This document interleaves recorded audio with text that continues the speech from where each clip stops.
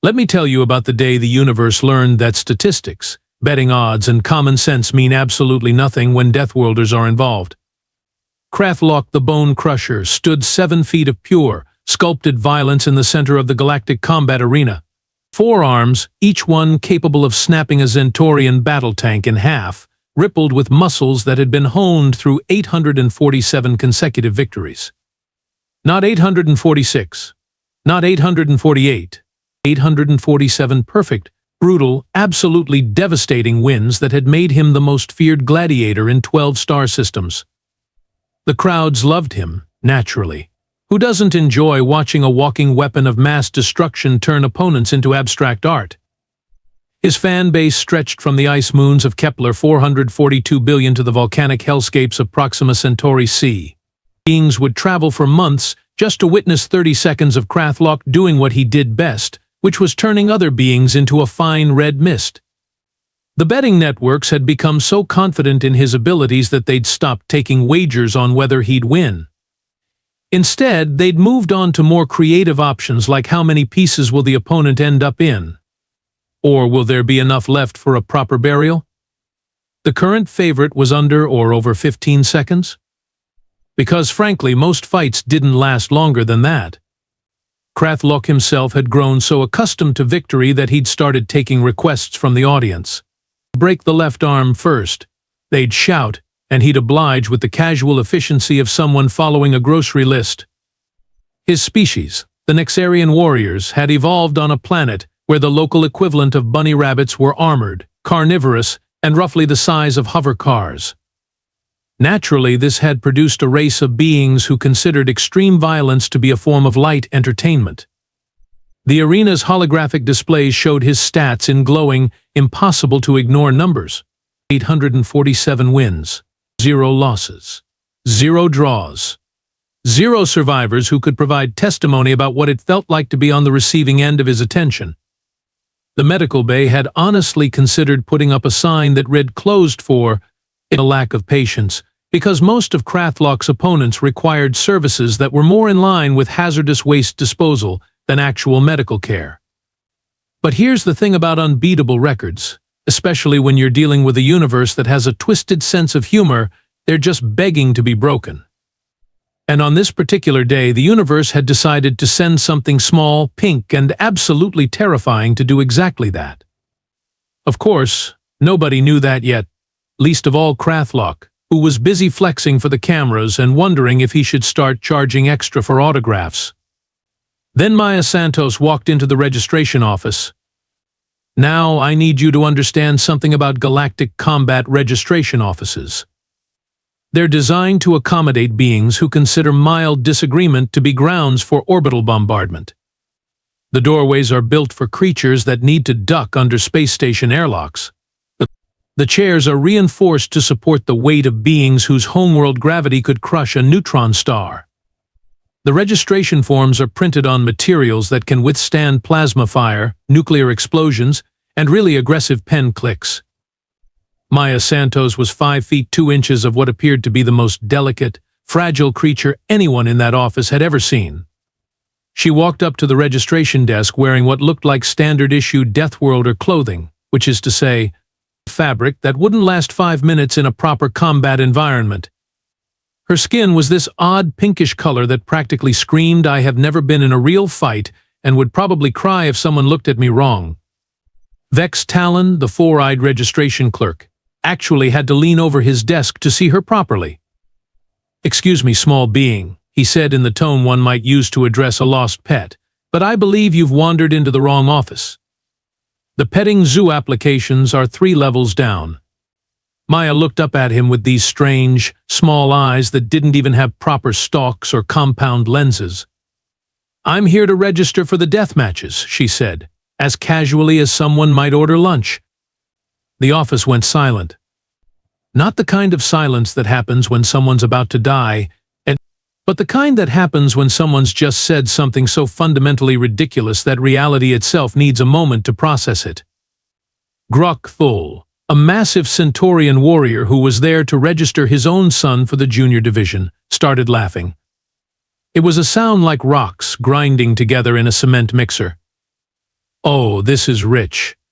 The little pink thing wants to fight in the death matches. What's next? Are we going to let houseplants compete? But here's where things got interesting. HFY, an elderly Rigelian who'd been around long enough to remember when the galaxy was young, slowly turned her sensory apparatus toward Maya. "Wait," she said, her voice carrying the weight of someone who'd seen too much to dismiss anything easily. "What planet did you say you were from, small one?" "Earth," Maya replied, still in that maddeningly casual tone. The office got quiet again, but this time it was different. This time it was the kind of silence that happens when someone mentions that funny rumor about the Deathworld everyone's been hearing whispers about. The one where the local fauna includes creatures that hunt in packs, where the weather patterns can level cities, and where the dominant species apparently thinks dangerous is just another word for fun. Vex Talon's typing tentacles hovered over his keyboard. "Earth," he repeated slowly. That's one of those Deathworld places, isn't it? The ones where everything tries to kill you." Maya shrugged. "I guess. We just call it Tuesday." And that's when the first smart being in the room realized they might be looking at something far more dangerous than it appeared. Word spread through the arena faster than a plasma fire in an oxygen recycling plant. The betting networks, which had been desperately trying to find new ways to make Krath'lok fights interesting, suddenly had the most ridiculous proposition in galactic sports history: a tiny Deathworlder against the Unbeatable Champion. The odds were so astronomically against Maya that the betting computers actually crashed twice trying to calculate them. When they finally settled on 50 million to 1, several economists suggested that betting on the human might actually constitute a form of charitable donation. The arena's head of gambling operations, a particularly greedy Ferengi named Mockery, was practically vibrating with excitement at the thought of all the credits about to flow into the house coffers. This is better than the time that Vulcan tried to logic punch a Klingon. He squealed to anyone who would listen. "We're going to be rich. Rich beyond our wildest dreams of being rich." Meanwhile, in the champion's preparation chamber, Krath'lok's trainer, Brutus Carr, was having what could generously be called a coaching session, but was more accurately described as an extended period of hysterical laughter. "So let me get this straight," Brutus Carr wheezed between fits of giggles. "Your next opponent is a creature that's shorter than your arm span, has no visible weapons, no natural armor, and comes from a planet where the dominant species apparently thinks fighting means disagreeing politely?" Krath'lok, who was busy doing warm-up exercises that involved lifting weights the size of small buildings, grunted his agreement. "The soft pink creature will be lucky if it survives the opening bell," he rumbled. "I'm thinking of making this one last longer than usual. The crowd deserves a show." "Oh, you're too kind," Brutus Carr said, wiping tears from his eyes. "Maybe you could pretend to struggle for a few seconds? Really build up the suspense before you turn it into paste?" The other Nexarian warriors in the training area had gathered around to offer their own helpful suggestions. "Break its legs first," suggested one. No, start with the arms," countered another. "I say we just poke it and see if it falls over." The commentary was interrupted by the arena's public address system crackling to life. Announcer Zix Fawn's voice boomed across the facility with the kind of theatrical enthusiasm that only comes from years of describing creative violence. "Ladies, gentlemen, and assorted sentient beings." His voice echoed through the corridors. "Tonight we have a special treat for you." In the red corner, weighing in at 847 pounds of pure, unadulterated destruction, the undefeated, undisputed, and quite possibly indestructible champion of the galaxy, Krath'lok the Bone Crusher. The crowd's roar was audible even in the soundproof training facilities. And in the blue corner, Zexfon continued, and you could hear the barely contained laughter in his voice, weighing in at, well, let's just say not very much from the Deathworld known as Earth, so we have Maya Santos. A being so small that our medical team has prepared a magnifying glass just to find the pieces afterward. The crowd's reaction was immediate and predictable laughter. Not just chuckling or snickering, but the kind of galaxy-shaking belly laughs that happen when someone tells a joke so ridiculous that it becomes art. But here's the thing about preparation that most beings don't understand. While everyone else was laughing, placing bets, and planning victory celebrations, Maya Santos was in her preparation chamber doing something that would have terrified them if they'd bothered to pay attention. She was stretching, calmly, methodically, like someone who knew exactly what they were doing. And she was smiling. The arena floor was a masterpiece of engineered violence, reinforced combat-grade materials that could withstand nuclear explosions, energy shields that could contain the fury of a dying star, and medical drones hovering nearby with equipment designed to separate what was left of the loser from what was left of the floor. Krath'lok entered first, because champions always enter first, and the crowd's reaction was the kind of sound that happens when 50,000 beings simultaneously decide to express their approval through coordinated screaming. He raised all four arms in acknowledgement, his massive frame casting shadows that seemed to swallow light itself. Then Maya Santos walked onto the arena floor, and the crowd's reaction shifted from worship to something that can only be described as confused amusement. She looked even smaller against the vast expanse of the combat arena, like a single grain of sand on a beach made of titanium and bad intentions. This is going to be over so fast that the replay systems won't even have time to record it, Zex Fawn announced gleefully. Ladies and gentlemen, prepare for the shortest fight in galactic history. The opening bell rang with the sound of impending doom, and Krath'lok did what Krath'lok always did. He charged. Now, when I say charged, I want you to understand that this wasn't a casual jog or a brisk walk. This was 847 pounds of muscle, bone, and concentrated fury moving at speeds that should have been physically impossible. The arena floor actually shook under his feet. The energy barriers flickered from the kinetic force. Several spectators in the front row instinctively ducked, even though they were protected by enough shielding to stop a battleship. Maya Santos, meanwhile, did something that no one in the arena had ever seen before in response to a Krath'lok charge. She stepped sideways. Not rolled, not jumped, not activated some fancy defensive technology. She just stepped, like someone avoiding a puddle on a rainy day. Krath'lok's charge carried him straight past her and into the arena wall with an impact that registered on seismic equipment 3 floors down. The crowd went silent, not because they were horrified, but because they were trying to process what they'd just witnessed. Did she just dodge him? Someone in the crowd whispered. Must have been luck, another replied. There's no way she meant to do that.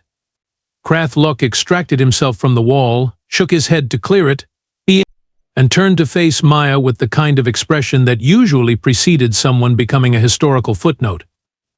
He charged again, this time with more focus and considerably more anger. Maya moved again.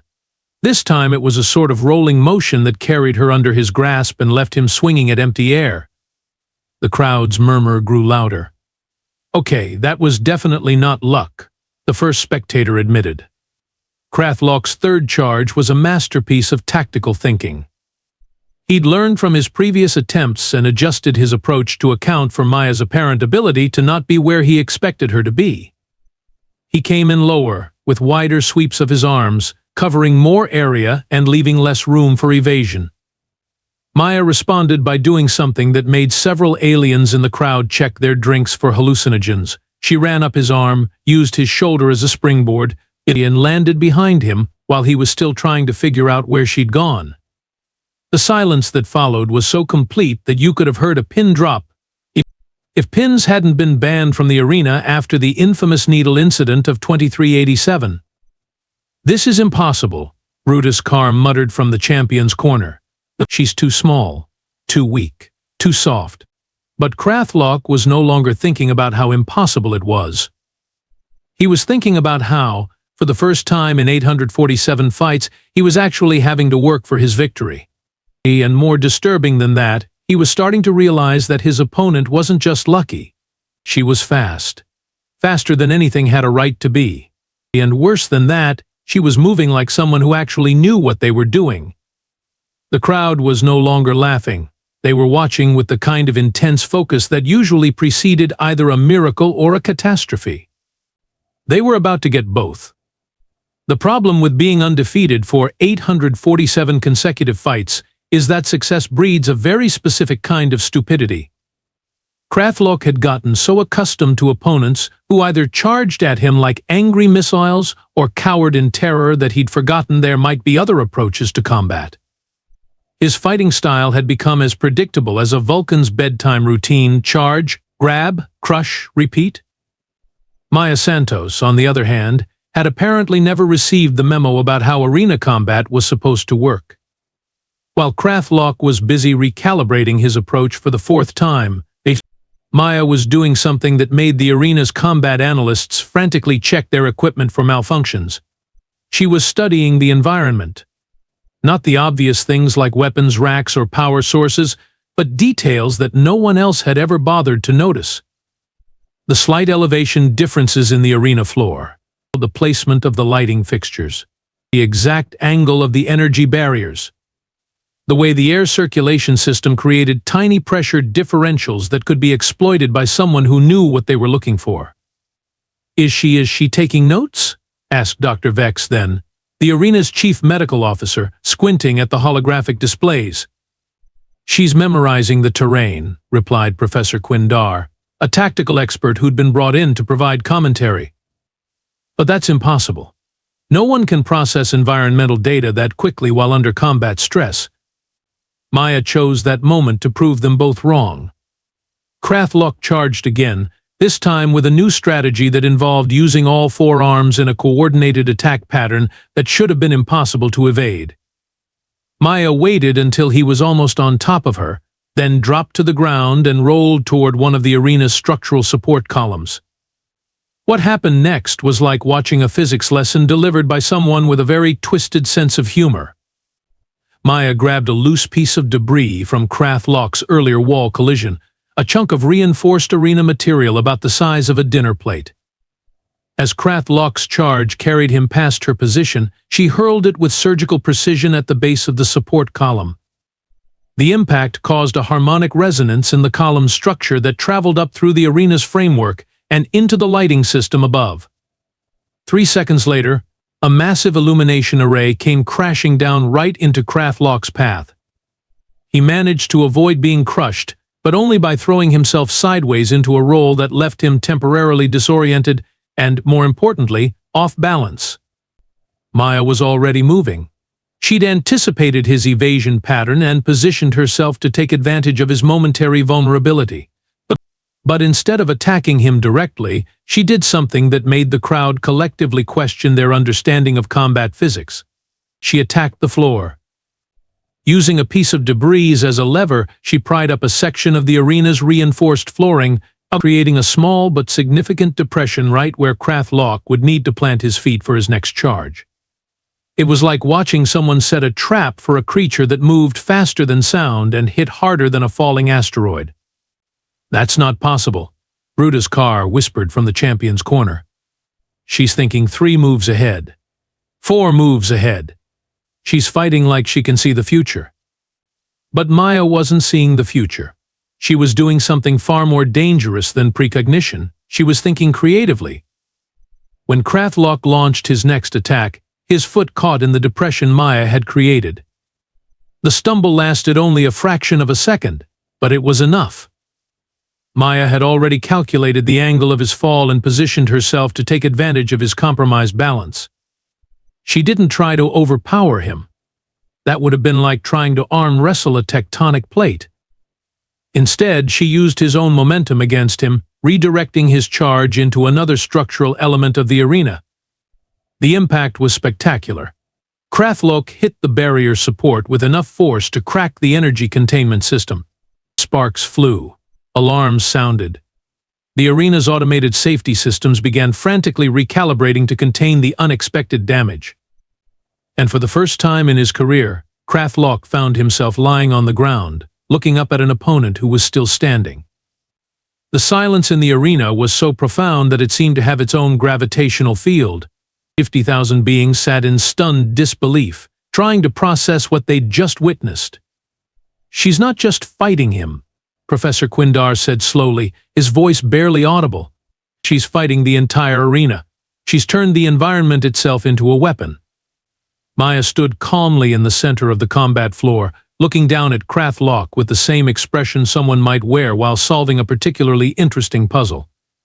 And that's when the true horror of the situation became clear to everyone watching. She wasn't tired. She wasn't scared. She wasn't even breathing heavily. She was just getting started. Krath'lok hauled himself to his feet with the kind of fury that normally preceded planetary evacuations. His pride had taken more damage than his body, which was saying something considering he'd just been introduced to several immovable objects at high velocity. The crowd watched in fascination as 847 consecutive victories worth of arrogance transformed into something far more dangerous, desperation. Enough games. He roared, his voice carrying across the arena like a seismic event. I will end this mockery now. What followed was the kind of berserker charge that had made Krath'lok a legend. Not the calculated, strategic attacks he'd been attempting, but pure, unbridled violence moving at speeds that made his previous efforts look like leisurely strolls. He came at Maya with all four arms extended, covering every possible escape route, moving with the kind of momentum that could have punched through a battleship's hull. Maya Santos stood perfectly still and watched him come. The crowd held its collective breath. This was it. The moment when reality would reassert itself and the natural order of the universe would be restored. The tiny human would be crushed, the champion would remain undefeated, and everyone could go home secure in the knowledge that physics still worked the way it was supposed to. Maya waited until Krath'lok was exactly 3 feet away. Then she did something that broke several laws of physics and quite possibly a few laws of common sense. She jumped straight up, not sideways, not backward, straight up, as if gravity had suddenly decided to take a coffee break. But here's the thing about Deathworld evolution. When your planet's idea of safe includes creatures that can leap 40 feet vertically to catch prey, your species tends to develop some interesting capabilities. Maya's jump carried her just high enough to clear Krath'lok's grasping arms. But instead of coming down behind him or beside him, she landed on him. Specifically, she landed on his shoulders with her feet positioned in a way that any chiropractor in the galaxy would have recognized as catastrophically dangerous. What happened next violated so many principles of leverage and biomechanics that several physics professors in the audience immediately began questioning their life choices. Maya used Krath'lok's own charging momentum, combined with her precisely calculated landing position, to create a twisting force that his spine simply wasn't designed to handle. The sound that followed was like a tree branch snapping, if tree branches were made of reinforced alien bone and had been holding up 847 pounds of muscle. Krath'lok the Bone Crusher, undefeated champion of the galaxy, hit the arena floor with a sound like a collapsing building. And he didn't get up. The silence that followed was so complete that several beings checked to make sure they hadn't gone deaf. Maya landed lightly beside the fallen champion, brushed a piece of debris from her shoulder, and looked up at the crowd with the same casual expression she'd worn throughout the entire fight. Well, she said, her voice carrying clearly in the stunned silence, that was fun. The arena's medical scanners were already confirming what everyone could see. Krath'lok's spine had been broken in 3 places. Not shattered, not damaged, but broken with the kind of surgical precision that suggested his opponent had known exactly what she was doing from the very beginning. But the betting system crashed first. Not gracefully, but with the kind of spectacular failure that happens when computers are asked to process mathematical impossibilities. The odds had been so astronomically against Maya that the payout calculations caused a cascade failure that rippled through the entire galactic gambling network. Then the crowd began to react. Slowly at first, just a few murmurs of disbelief, but growing into a roar of confusion that shook the arena's foundations. 50,000 beings were simultaneously trying to process what they'd just witnessed, and their collective cognitive dissonance was creating a sound like reality itself having a nervous breakdown. That's impossible, someone whispered. She's too small, another voice added. She's too weak. She's too soft. But Maya Santos was standing in the center of the arena, completely uninjured, while the Unbeatable Champion lay motionless at her feet. And sometimes, the universe has a way of making impossible look remarkably like Tuesday afternoon. The medical teams rushed onto the arena floor, but they weren't there for Maya. They were there for the champion who'd never lost a fight, and who would never fight again. The medical teams swarmed over Krath'lok like ants on a dropped sandwich, their equipment beeping and whirring with the kind of urgency that suggested they were dealing with something considerably more complex than their usual post-fight cleanup duties. Dr. Vex then was barking orders in 3 different languages while simultaneously trying to figure out how someone had managed to break a Nexarian spine with what appeared to be nothing more than creative jumping. Stabilize the vertebrae. Get me a neural interface. And someone please explain to me how this is physically possible. He shouted, his medical tentacles working frantically over instruments that had never been designed to handle this particular type of injury. Meanwhile, Maya Santos was calmly walking toward the exit, apparently under the impression that her work here was done. A reporter managed to intercept her before she reached the tunnel. Miss Santos. The reporter called out, holding a recording device with shaking appendages. How does it feel to be the first being in galactic history to defeat Krath'lok the Bone Crusher? Maya paused, considered the question with the same thoughtful expression she'd worn throughout the fight, and shrugged. He seemed nice, she said. A little predictable, maybe. Is there somewhere I can get a sandwich? All that jumping made me hungry. The reporter stared at her. A sandwich, he repeated slowly. Yeah, something with protein would be good. Maybe some of those little pickles. Maya looked back at the medical teams still working on Krath'lok.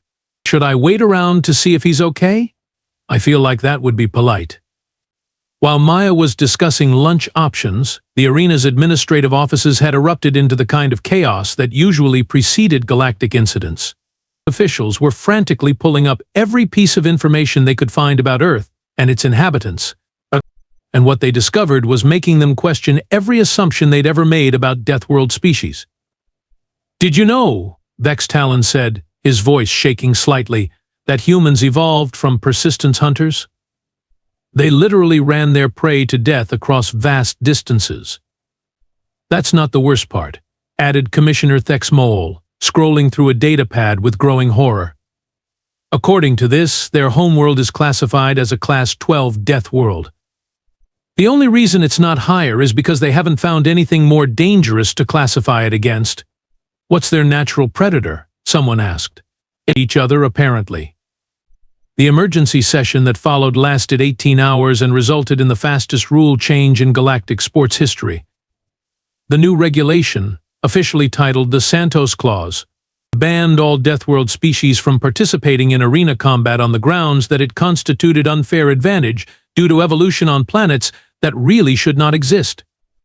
Maya never found out about the ban, mostly because she'd already gone home to Earth where she worked as a kindergarten teacher and considered her brief career as a galactic champion to be a pleasant way to spend a weekend.